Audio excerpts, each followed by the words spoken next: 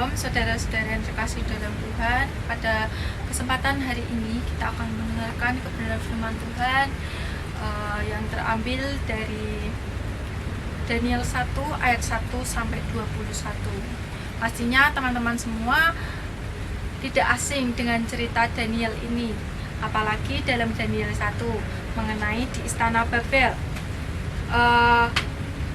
Pada cerita Daniel ini berbicara mengenai kisah Daniel dan 3 orang temannya, yaitu Sadrak, Mesak, dan Abednego.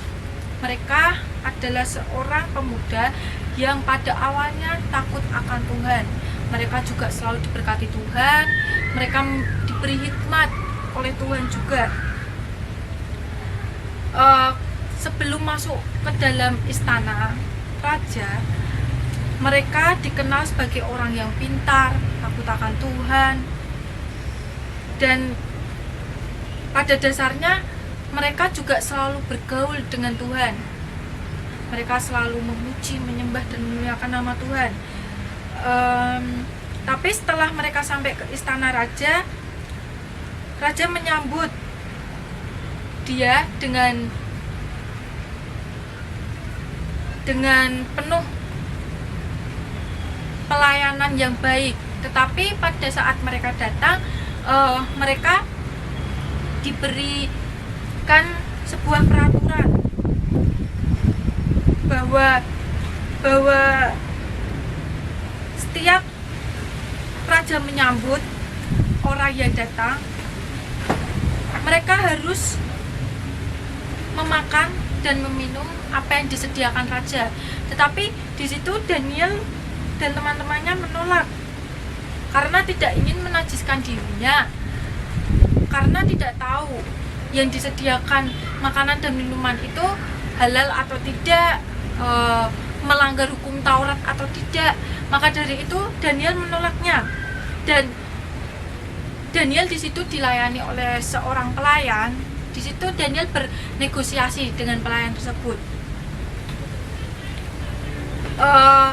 Karena Daniel taat kepada Tuhan, Daniel bernegosiasi. Daniel meminta kesempatan kepada pelayan itu waktu 10 hari. Waktu 10 hari, dan Daniel berkata kepada pelayan itu, "Apakah aku sehat atau memburuk ketika aku tidak memakan dan meminum makanan itu?" Nah, dari situ kan kita bisa melihat bahwa Daniel ini adalah seorang yang benar-benar takut akan Tuhan, taat kepada perintah-perintah Tuhan, taat kepada peraturan yang dibuat oleh Tuhan. Saya mengambil tafsiran dari buku tafsiran Daniel. Dari buku tafsiran Daniel, pengarangnya adalah S.M. Sihaan dan Robert. Dikatakan pada ayat 8, Daniel menolak. Tadi kan sudah dijelaskan, Daniel di situ menolak makanan dan minuman yang diberikan oleh raja. Daniel menolak di situ. Menurut buku Sihaan ini, Daniel menolak karena dia tidak mau melanggar hukum Taurat Tuhan. Karena Daniel tidak mengetahui apa yang di dalam makanan itu, apa yang di dalam minuman itu, apakah benar-benar itu tidak membuat dirinya menajiskan diri, atau makanan itu benar-benar sehat. Dan Daniel tidak mengetahui. Maka dari itu Daniel di situ bernegosiasi dengan pelayan itu, meminta waktu 10 hari. Bila mana Daniel tidak memakan makanan itu, dia merasa sehat atau merasa tambah buruk ketika Daniel tidak memakan makanan raja itu. Dan pada ayat 17 menurut buku Sihaan ini, di situ ada kata-kata hikmat. Dan hikmat yang diartikan di sini memiliki 2 arti.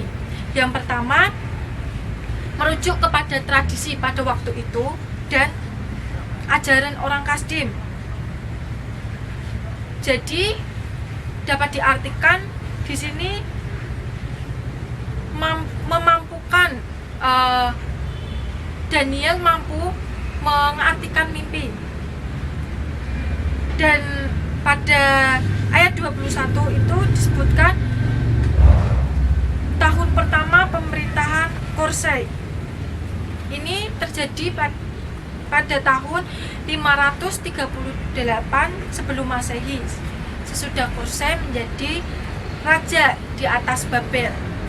Dari kisah Daniel ini, teman-teman semua, kita bisa melihat bahwa Daniel ini orang yang baik, yang takut akan Tuhan, orang yang setia, tidak mau menajiskan dirinya dengan hal-hal yang di luar kendali Tuhan. Kita sebagai anak-anak muda pada zaman sekarang, anak muda milenial yang berada pada zaman ini, kita bisa melihat dari kisah Daniel ini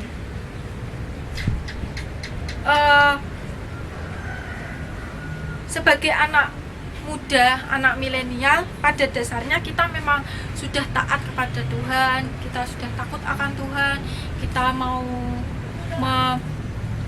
mendengarkan firman Tuhan, memuji Tuhan, menyembah Tuhan. Kita sudah melakukan hal tersebut, tapi terkadang kita sebagai anak muda jadi anak-anak muda yang masih labil, karena di saat masalah datang, ada hal-hal yang di luar kendali kita datang pada diri kita, kita biasanya mulai undur, mulai meninggalkan Tuhan. Nah, dari situ kita bisa melihat dari kisah Daniel ini, kita harus menjadi anak muda yang luar biasa, takut akan Tuhan, setia pada Tuhan. Kita bila diperhadapkan dengan masalah-masalah yang ada di dalam diri kita sebagai anak-anak muda milenial yang memiliki banyak masalah, dari kita sedang mencari identitas diri kita, mencari pekerjaan, mencari jodoh, yang menurut anak-anak muda milenial sekarang itu sangat berat. Tapi kita sebagai anak Tuhan yang takut akan Tuhan, kita harus percaya bahwa segala sesuatu yang kita panjatkan kepada Tuhan, kita utarakan kepada Tuhan, pastinya Tuhan akan membantu kita. Entah itu Tuhan membantunya secara langsung atau melalui orang lain, pastinya kita menjadi anak-anak yang akan dibentuk Tuhan, menjadi anak-anak yang luar biasa. Kita akan dipakai Tuhan, dan di situ kita juga selalu sebisa mungkin kita menjadi anak muda yang luar biasa itu ketika kita diperhadapkan dengan masalah, kita menjadi anak-anak muda yang selalu berpikir positif, bertindak positif, supaya membangkitkan semangat kita untuk tetap taat kepada Tuhan, untuk tetap takut akan Tuhan. Segala sesuatu yang Tuhan perhadapkan dengan kita, seperti masalah-masalah anak-anak muda yang sekarang sering dihadapi, seperti mencari identitasnya, mencari jodoh, mencari pekerjaan, mereka merasa sulit. Tapi di situ, di saat kita selalu takut akan Tuhan, taat kepada Tuhan, dan selalu mengandalkan Tuhan, Tuhan di situ pastinya akan menolong kita. Meskipun orang-orang di sekitar kita meremehkan kita, kamu pastinya tidak mampu, kamu pastinya menjadi orang yang gak bakal sukses, itu sebuah olokan buat kita. Tetapi kita sebagai orang percaya, kita sebagai anak-anak Tuhan yang luar biasa, kita mengamini saja bahwa Tuhan akan menolong kita, Tuhan akan pakai kita menjadi anak muda yang luar biasa, yang selalu memiliki pemikiran yang positif, bertindak positif, membawa dampak buat sekeliling kita. Orang-orang yang dulunya menjatuhkan kita, meremehkan kita, setelah kita mau bangkit, kita mau berusaha untuk menjadi orang yang luar biasa, orang-orang itu pasti akan merasa, wah, kamu ternyata menjadi anak Tuhan tuh yang hebat, kamu bisa, kamu luar biasa. Dari situlah kita bisa melihat bahwa kita harus menjadi anak-anak yang selalu takut akan Tuhan, anak-anak yang taat kepada Tuhan, tidak melawan apa yang Tuhan perintahkan. Tuhan di situ akan memberkati kita di saat kita mau berusaha, di saat kita memiliki masalah, kita serahkan pada Tuhan. Di situ Tuhan akan menolong kita, bahwa kita pasti diberkati Tuhan. Tuhan pasti akan menjadikan kita menjadi anak yang luar biasa, menjadi anak yang selalu takut akan Tuhan, menjadi anak muda yang berotoritas. Maka dari itu di saat kita diperhadapkan dengan masalah-masalah yang ada, kita selalu bertindak, berusaha, semangat untuk melakukan hal-hal yang positif, membangun diri kita supaya semangat, supaya kita menjadi anak-anak muda yang luar biasa. Meskipun kita diperhadapkan dengan masalah-masalah yang ada pada masalah anak muda pada saat ini, pastinya di saat kita taat kepada Tuhan, takut akan Tuhan, percaya kepada Tuhan, mengandalkan sesuatu kepada Tuhan, kita akan dibentuk Tuhan, kita akan diberi Tuhan hikmat, kita akan dijadikan Tuhan menjadi anak-anak muda luar biasa. Dan pastinya kedepannya kita akan menjadi orang-orang yang dimenangkan Tuhan. Dan kita juga pastinya diberikan Tuhan hasil yang terbaik. Jadi kita sebagai anak-anak muda milenial yang sekarang ini sedang diperhadapkan dengan masalah-masalah yang bertolak belakang dengan diri kita, kita satu, harus percaya kepada Tuhan, takut akan Tuhan, dan selalu mengandalkan Tuhan. Segala sesuatunya Tuhan akan memberikan hasil yang terbaik dari apa yang menjadi usaha kita. Kiranya firman Tuhan yang saya sampaikan menjadi berkat bagi kalian. Tuhan Yesus memberkati.